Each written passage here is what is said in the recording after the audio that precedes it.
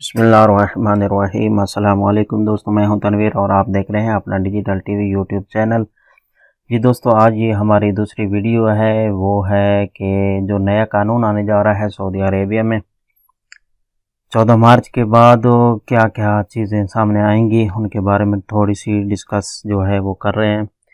तो कल कुछ सवाल आपके सामने जो है वीडियो बनाई थी, वो वीडियो यहाँ पर पड़ी हुई है। अगर आप प्ले लिस्ट में जाएँ तो प्ले लिस्ट में भी आप जाकर देख सकते हैं। उसके बाद जो है आपने छठे नंबर पे आज की दूसरी वीडियो जो है, छठे नंबर पे सवाल ये है कि छुट्टी का तरीक़ाकार क्या होगा। अगर इंसान छुट्टी जाना चाहता है, कोई भी किसी कंपनी में काम करता है या किसी कफ़ील के पास है, मुसलसल है, जिसमें भी काम करता है, नए कानून के मुताबिक वो छुट्टी कैसे जाएगा। पहले क्या होता था कि कंपनी को एप्लीकेशन देनी पड़ती थी, कंपनी अप्रूव करती थी, उसके बाद फिर जो है बहुत सारे मसाइल होते थे, या कफ़ील भेजता नहीं था या किसी वगैरह वगैरह बहुत प्रॉब्लम थी। लेकिन नए कानून के मुताबिक जो है छुट्टी का तरीक़ाकार जो हर इंसान के अपने पास होगा। मसलन अगर एक इंसान का जो है वो कॉन्ट्रैक्ट हुआ है 2 साल का, 2 साल बाद वो छुट्टी जा सकता है, या 1 साल बंदे का एग्रीमेंट हुआ है 1 साल का, वो 1 साल बाद छुट्टी जा सकता है। तो उसको करना क्या होगा, जब उसका 1 साल करीब होने के यानी मसलन उसको 9 महीने हो चुके होंगे, तो उसके बाद वो अप्लाई करेगा, बता देगा अपने कफ़ील को, अपनी कंपनी को कि मैं फ़लाँ तारीख को छुट्टी जाना चाहता हूँ, तो उसके बाद वो छुट्टी जा सकता है।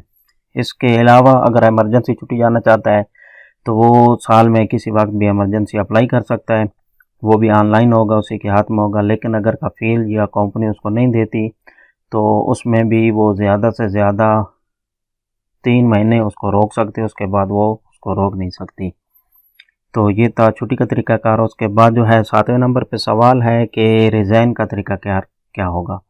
अगर एक बंदा ख़ुरूज जाना चाहता है, अपना रिज़ाइन करना चाहता है कंपनी से या कफ़ील से के पास नहीं रहना चाहता, या कंपनी जो है चेंज करना चाहता है, उसका एग्रीमेंट 2 साल 3 साल जो भी है कंपनी के साथ वो पूरा हो गया है, तो वो दूसरी कंपनी में या ख़ुरूज जाना चाहता है, तो उसका तरीक़ाकार क्या होगा। उसका तरीक़ाकार भी यही है कि अगर उसका 2 साल का एग्रीमेंट पूरा होने वाला है, 3 महीने बाकी हैं, ज़्यादा से ज़्यादा 3 महीने और कम से कम 1 महीना पहले उसको कंपनी को आगाह करना है, उसको मेल करनी है कि मेरा कॉन्ट्रैक्ट फ़लाँ तारीख को ख़त्म हो रहा है और मैं जाना चाहता हूँ किसी दूसरी कंपनी में या ख़ुरूज।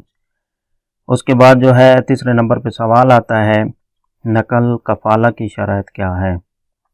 यानी अगर आप किसी दूसरी कंपनी में जाना चाहते हो या किसी कफ़ील के पास जाना चाहते हो या किसी मुसस्सा में, तो उसका तरीक़ाकार क्या होगा। उसका तरीक़ाकार यही होगा कि कल भी आपको बताया था कि जिस कंपनी में आप जाना चाहते हो उसके पास शराइत उसकी पूरी होनी चाहिए। मसलन वो कंपनी जो है रेड में ना हो, उसके पास वर्कर पूरे हों, उसके पास कोई वीज़ा ना पड़ा हो, या उसके पास पहले वीज़े गए हुए हों किसी कंट्री में बंदे बुलवाने के लिए और वो बंदे आए हुए ना हों और वो यहाँ से नकल कफ़ाला करवाला, ऐसा नहीं होगा बिल्कुल। तो उसके लिए कंपनी का बिल्कुल लीगल होना ज़रूरी है, या जिसके पास भी आप जाना चाहते हो उसके पास कोई ऐसा जो है डॉक्यूमेंट खाली ना पड़ा हो, बल्कि बिल्कुल उसको लीगल होना पड़ेगा। उसके बाद जो है आप उस कंपनी में जा सकते हो।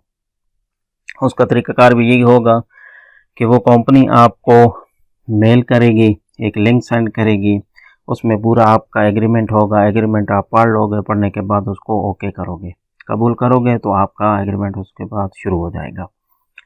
चौथे नंबर पर सवाल है जी कि कॉन्ट्रैक्ट की क्या शराइत होंगी। जो अक़द होगा या कॉन्ट्रैक्ट होगा या जो भी आप कह लो, उसकी शराइत क्या होंगी।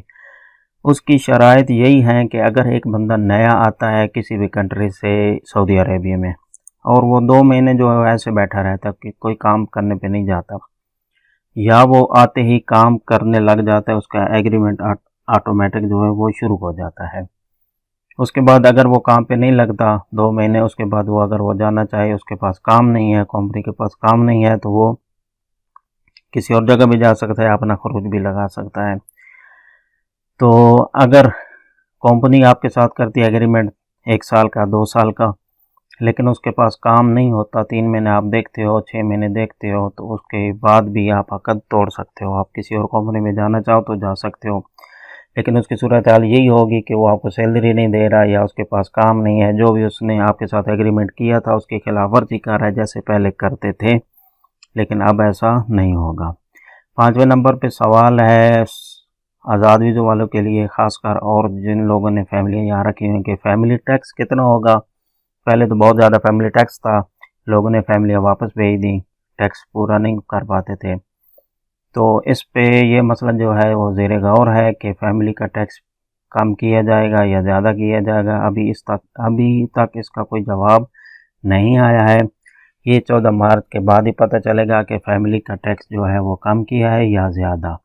तो ये थे आज के 5 सवाल। उम्मीद है आपको वीडियो अच्छी लगी होगी। इंशाल्लाह मिलते हैं अगली वीडियो में, इसके बाद 5 सवाल आपके लिए लाएंगे।